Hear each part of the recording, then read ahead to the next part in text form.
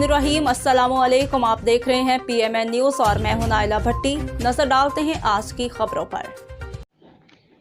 खबर शामिल करते हैं उमरकोट से। हमारे रिपोर्टर नंदलाला थरी की रिपोर्ट के मुताबिक पाकिस्तान तहरीक इंसाफ उमरकोट जनाब इमरान खान की तरफ से सिंध की क़यादत ने जो उमरकोट के लिए इमदाद भेजी वो ज़िला उमरकोट के रहनुमा मेजर डॉक्टर अली नवाज़ शाहानी साहब की निगरानी में मुस्तहिक ख़ानदानों तक पहुँचाने का सिलसिला जारी है।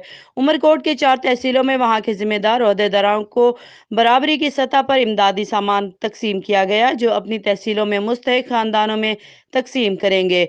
हर यूनियन कौंसिल में 10 राशन के बैग्स दिए गए। उमरकोट की टीम में डॉक्टर अली नवाज शाहानी के साथ शेर मोहम्मद मंगरियो, फैज घेलड़ू और यूथ विंग रहनुमा कीमत मिल भी इमदादी कामों में मसरूफ हैं। अब तक के लिए इतना ही। मज़ीद खबरों से बाखबर रहने के लिए देखते रहें PMN न्यूज़।